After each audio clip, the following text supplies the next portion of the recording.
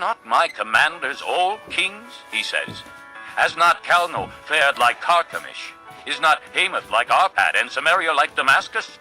Has my hand seized the kingdoms of the idols, kingdoms whose images excel those of Jerusalem and Samaria? Shall I not deal with Jerusalem and her images, as I dealt with Samaria and her idols? When the Lord has finished all his work against Mount Zion and Jerusalem, he will say, I will punish the king of Assyria for the willful pride of his heart and the haughty look in his eyes. For he says, by the strength of my hand I have done this, and by my wisdom, because I have understanding. I removed the boundaries of nations. I plundered their treasures. Like a mighty one I subdued their kings. As one reaches into a nest, so my hand reached for the wealth of the nations. As men gather abandoned eggs, so I gathered all the countries. Not one flapped a wing or opened its mouth to chirp. Does the axe raise itself above him who swings it, or the saw boast against him who uses it? As if a rod were to wield him who lifts it up, or a club brandish him who is not wood. Therefore the Lord Almighty, will send a wasting disease upon his sturdy warriors. Under his pomp a fire will be kindled like a blazing flame. The light of Israel will become a fire, their Holy One a flame. In a single day it will burn and consume his thorns and his briars. The splendor of his forests and fertile fields it will completely destroy, as when a sick man wastes away. And the remaining trees of his forests will be so few that a child could write them down. In that day, the remnant of Israel, the survivors of the house of Jacob, will no longer rely on him who struck them down, but will truly rely on the Lord, the Holy One of Israel. A remnant will return. A remnant of Jacob will return to the mighty God.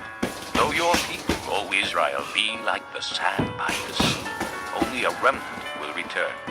Destruction has been decreed, overwhelming and righteous. The Lord Almighty, will carry out the destruction decreed upon the whole land. Therefore, this is what the Lord Almighty says. O my people who live in Zion, do not be afraid of the Assyrians, who beat you with a rod and lift up a club against you as Egypt did. Very soon my anger against you will end, and my wrath will be directed to their destruction. The Lord Almighty will lash them with a whip, as when he struck down Midian at the rock of Oreb, and he will raise his staff over the waters as he did in Egypt. In that day their burden will be lifted from your shoulders, their yoke from your neck. The yoke will be broken because you have grown so fat. They enter Aya. They pass through Migron. They store supplies at Michmash. They go over the pass and say, we will camp overnight at Geba. Ramah trembles. Gibeah of Saul flees. Cry out, O daughter of Galim. Listen, O Laisha, for Anathoth. Madmannah is in flight. The people of Edom take cover. This day they will hold their knob. They will shake their fist at the mount of the daughter of Zion, at the hill of Jerusalem. See, the Lord Almighty will lop off the boughs with great power. The lofty trees will be felled, the tall ones will be brought low. He will cut down the forest thickets with an axe. Lebanon will fall before the mighty. Chapter 10. Woe to those who make unjust laws, to those who issue oppressive decrees to deprive the poor of their rights and withhold justice from the oppressed of my people, making widows their prey and robbing the fatherless. What will you do on the day of reckoning, when disaster comes from afar? To whom will you run for help? Where will you leave your riches? Nothing will remain but to cringe among the captives or fall among the slain.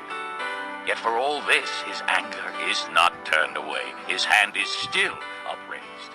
Woe to the Assyrian, the rod of my anger, in whose hand is the club of my wrath. I send him against a godless nation.